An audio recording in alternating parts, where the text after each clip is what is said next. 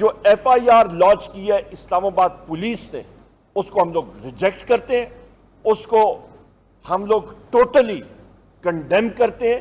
ہم ڈیمانڈ کرتے ہیں عدلیہ سے کہ یہ کیسز جوڈیشل، یہ رؤف حسن صاحب کا کیس، میرے بڑے بھائی کا کیس، اس پہ جوڈیشل کمیشن بننا چاہیے۔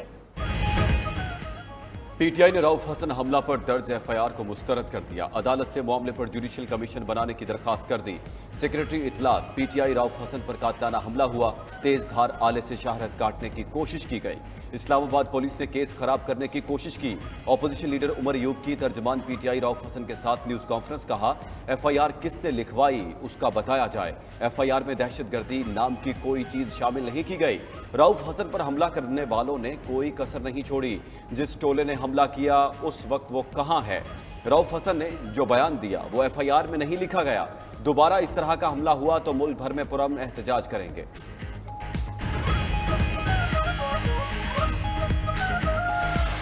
obviously ایک پراپر orchestrated پلان تھا جس کے تحت یہ میرے اوپر جو اسیسینیشن اٹیمپٹ ہے وہ کرائی گئی۔ they went for my jugular، زاویہ تھا اٹیک کا وہ اس کو تھا کہ یہاں کاٹے، گلا کاٹے، جو بھی ہے ٹھیک ہو جائے گا۔ یہ بھی، یہ تو جو زخم ہے یہ مائل ہو جائے گا، یہ زخم شاید نظر بھی نہ آئے، لیکن جو گھاؤ لگائے ہیں شخص واحد کی ڈکٹیٹرشپ نے اس ملک، اس ریاست کی روح کے اوپر، اس ریاست کے لوگوں کی روح کے اوپر، وہ ایسے زخم ہے، وہ ایسے گھاؤ ہیں جو مائل نہیں ہوں گے۔ حملہ آور میرا گلا کاٹنا چاہتے تھے، مجھ پر قاتلانہ حملہ سوچی سمجھی سازش تھی۔ میرے زخم ٹھیک ہو جائیں گے لیکن جو زخم ملک کو دیے گئے وہ نہیں بھریں گے۔ ترجمان پی ٹی آئی رؤف حسن کی نیوز کانفرنس، تحریک انصاف پر مظالم کا ذکر کرتے ہوئے آپ دیدہ ہو گئے۔ کہا فرد واحد کی آمریت ناکام ہو گئی، کوئی فسطائیت اور ظلم کے سامنے نہیں جھکے گا۔ فسطائی طاقتوں کو اسی قیدی سے بات کرنی ہوگی جس کے پاس ریاست کی کنجی ہے۔ پی ٹی آئی کے لوگوں کو گرفتار اور اغوا کیا گیا، پی ٹی آئی پر مظالم ہوئے اور ہماری اکثریت چھینی گئی۔ عوام نے پی ٹی آئی کو 2/3 اکثریت دی۔ اعظم سواتی نے کہا عوام کے دلوں پر حکومت کرنے والا صرف بانی پی ٹی آئی ہے۔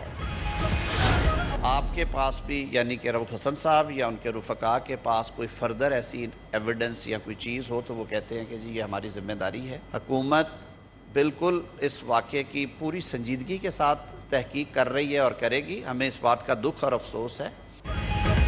رؤف حسن کے بیان کے مطابق ایف آئی آر درج کی گئی، سی سی ٹی وی کے ذریعے فرانسے کی جا رہی ہے۔ رؤف حسن پر حملے کا دکھ اور افسوس ہے۔ وزیر قانون اعظم نذیر تارڑ کا سینٹ اجلاس میں اظہار خیال، کہا حکومت پوری سنجیدگی سے واقعے کی تحقیقات کر رہی ہے، لوگوں کے جان و مال کے تحفظ کی ذمہ داری حکومت کی ہے۔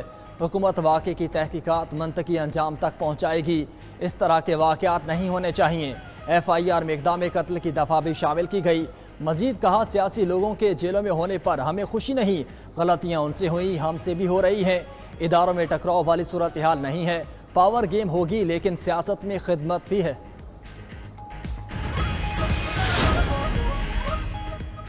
پی ٹی آئی کے ترجمان رؤف حسن پر قاتلانہ حملے کا مقدمہ اسلام آباد کے تھانہ آبپارہ میں درج۔ مقدمے میں 4 نامعلوم خواجہ سراؤں کو نامزد کیا گیا۔ ایف آئی آر کے مطابق رؤف حسن نے بیان دیا نجی ٹی وی کے باہر باقاعدہ منصوبہ بندی کے تحت روک کر تیز دھار بلیڈ سے حملہ کیا گیا۔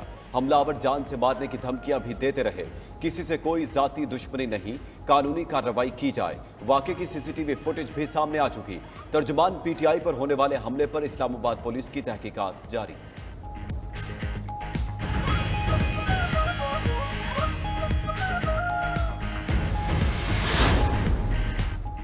سپریم کورٹ رؤف حسن پر حملے کا نوٹس لے، بانی تحریک انصاف نے پارٹی ترجمان پر حملے پر افسوس کا اظہار کیا۔ Chairman P T I barrister Gohar کی اڈیالہ جیل کے باہر میڈیا سے گفتگو، کہا رؤف حسن پر حملہ پارٹی کی آواز دبانے کی کوشش ہے۔ پارٹی قیادت اور ورکرز نے بہت سختیاں برداشت کی ہیں، اب اگر کسی بھی پی ٹی آئی ورکر یا رہنما پر حملہ ہوا تو تحریک انصاف احتجاج کرے گی۔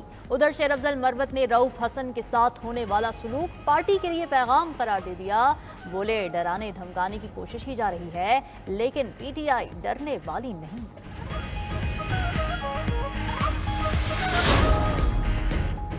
اپوزیشن جماعتوں کا جے یو آئی سربراہ مولانا فضل الرحمان سے رابطہ، ذرائع کے مطابق عمر ایوب کی قیادت میں اپوزیشن کا اعلیٰ سطح کا وفد آج رات فضل الرحمان سے ملاقات کرے گا۔ ملاقات میں حکومت مخالف تحریک کو حتمی شکل دی جائے گی، تحریک کے مقاصد، مطالبات اور طریقہ کار بھی طے کیا جائے گا۔ مولانا فضل الرحمان اور اپوزیشن رہنما 8 بجے پریس کانفرنس کریں گے۔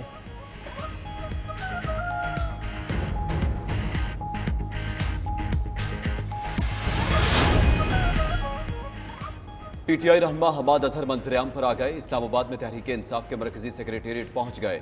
حماد اظہر کہتے ہیں کل انہیں بانی پی ٹی آئی کا پیغام موصول ہوا کہ اب آپ کے باہر آنے کا وقت آ گیا ہے۔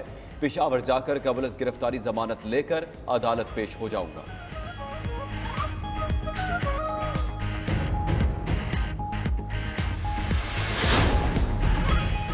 مہذب دنیا میں توہین عدالت کا قانون ختم ہو چکا۔ سیزیلین، مافیا اور پراکسیز کے الفاظ کوئی برداشت نہیں کرے گا۔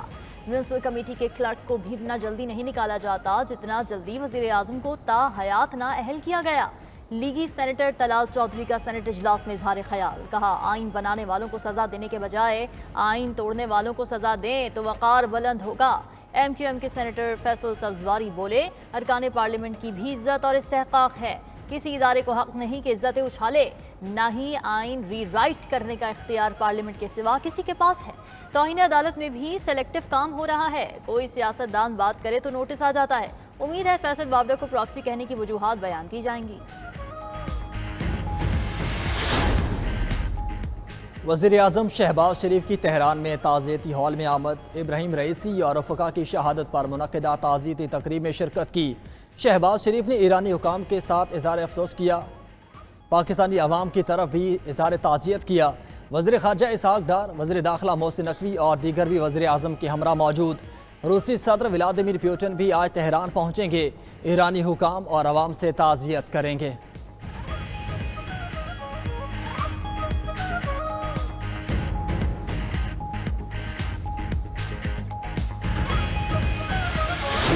ایرانی صدر ابراہیم رئیسی کی نماز جنازہ تہران میں ادا۔ ایرانی سپریم لیڈر آیت اللہ خامنائی نے ابراہیم رئیسی اور ان کے رفقا کی نماز جنازہ پڑھائی۔ تمام سیاسی قیادت، عوام کی کثیر تعداد شریک ہوئی۔ حماس کے رہنما اسماعیل ہنیہ نے بھی نماز جنازہ میں شرکت کی۔ تمام جاں بحق افراد کی تجہیز و تکفین کی تیاریاں بھی مکمل۔ میتیں اگلی منزل کی جانب روانہ کر دی گئیں۔ مرحوم صدر کی تدفین مشہد میں امام رضا علیہ السلام کے مزار کے احاطے میں ہوگی۔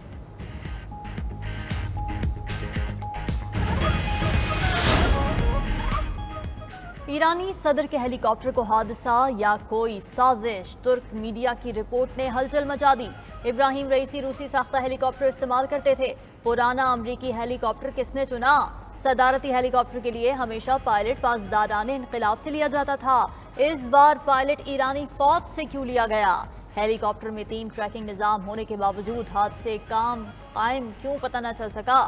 پرواز سے کچھ ہی دیر پہلے مسافروں کی ترتیب کس کے کہنے پر بدلی گئی؟ دیگر ہیلی کاپٹرز کو بادلوں سے اوپر پرواز کا کیوں کہا گیا؟ ترک میڈیا نے کئی سوالات اٹھا دیے۔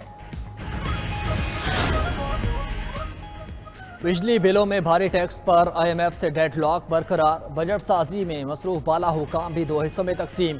فی یونٹ 2 روپے کم کرنے کی تجویز پر آئی ایم ایف حکام کا متبادل مطالبہ سامنے آ گیا۔ بجلی صارفین کو ریلیف دینا ہے تو تاجروں سے ٹیکس کا حجم بڑھانا ہوگا۔ ریئل اسٹیٹ اور زرعی آمدنی پر بھی ٹیکس میں اضافہ مانگ لیا۔ ایف پی آر کا تجویز سے عدم اتفاق، 100 سے 200 ارب روپے کے دیگر ٹیکسز کو ختم کرنے پر بھی بات آگے نہ بڑھ سکی۔ ادھر آئی ایم ایف نے گیس کے نرخ بڑھانے کا نیا پلان بھی شیئر کر دیا، گیس کے بلوں میں 100 تا 400 روپے اضافے کا امکان۔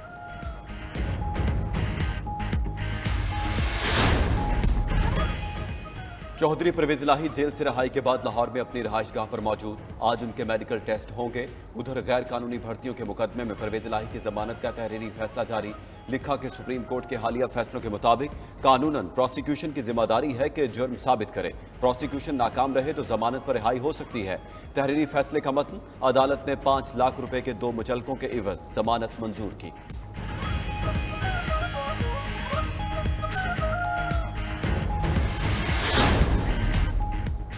پنجاب اسمبلی میں پیپلز پارٹی کے پارلیمانی لیڈر نے حد تک کہ عزت بل کی مخالفت کر دی۔ علی حیدر گیلانی کا کہنا ہے کہ حد تک کہ عزت بل کے حوالے سے پوچھا گیا نہ بتایا گیا، بل کی منظوری کے روز ہمارا کوئی رکن ایوان میں موجود ہی نہیں تھا۔ پیپلز پارٹی ہمیشہ میڈیا کی آزادی کے ساتھ کھڑی ہے۔ ادھر پاکستان بار کونسل نے بھی حد تک کہ عزت قانون کی مخالفت کر دی، عدالت میں چیلنج کرنے کا اعلان۔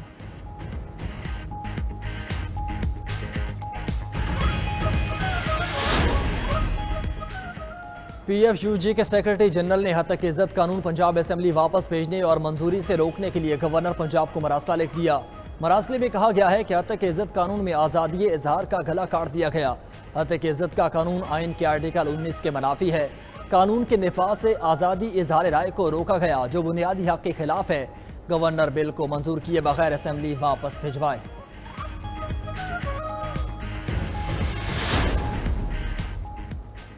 وزیر اعلیٰ پنجاب مریم نواز نے جیل ریفارمز کا جامع پلان طلب کر لیا۔ فیصل آباد اور راولپنڈی میں ویمن جیلوں کے قیام کی اصولی منظوری۔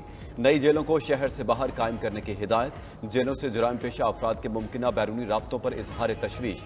سائبر سیکیورٹی انتظامات فول پروف بنانے کی ہدایت۔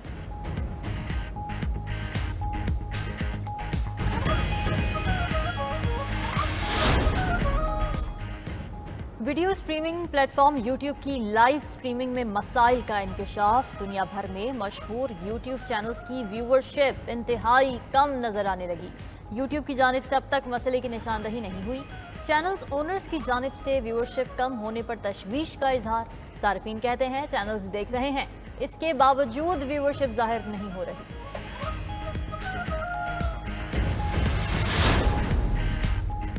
سندھ اور پنجاب میں گرمی کا زور۔ لاڑکانہ، نواب شاہ اور دادو میں پارہ 47 ڈگری سے کراس کر گیا۔ رحیم یار خان، مونجے دڑو، سبی اور سکھر میں 46 degree centigrade record. Lahore میں بھی گرمی کا پارہ 45 تک پہنچ گیا۔ ڈیرہ غازی خان، ملتان، اوکاڑا میں 44 ڈگری اور کراچی میں 36 ڈگری آیا۔ شدید گرمی کے باعث شہری گھروں میں محصور۔ لہر 27 مئی تک برقرار رہے گی۔ شدید گرمی سے گیسٹرو اور پیٹ کے امراض کا پھیلاؤ تیز۔ اسپتال مریضوں سے بھر گئے۔ سندھ کے ضلع ٹھٹھا کے علاقے مکلی میں پینے کے پانی کی شدید قلت۔ مکین پانی کی بوند بوند کو ترس گئے۔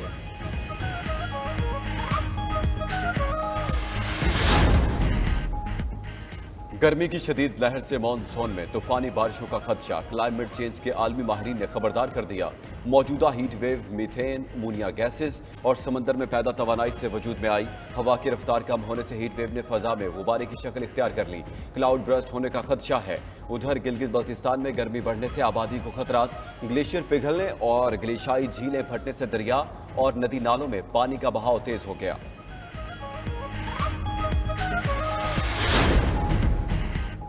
کرغزستان کے شہر بشکیک سے طلباء کی وطن واپسی جاری۔ مزید 300 سے زائد طلباء وطن واپس پہنچ گئے۔ نائب وزیر اعظم اسحاق ڈار کا کہنا ہے کہ 2000 سے زائد طلباء پاکستان واپس آ چکے۔ رات تک تعداد 4000 تک پہنچ جائے گی۔ خود آستانہ سے بشکیک جا کر صورتحال کا جائزہ لیا۔ اسپتال میں صرف ایک طالب علم زیر علاج ہے مگر طلباء میں خوف و ہراس پھیلا ہے۔ تشدد معاملے اور سفارتی مشن کی کارکردگی پر کمیٹی بنا دی، 2 ہفتے میں رپورٹ پیش کرے گی۔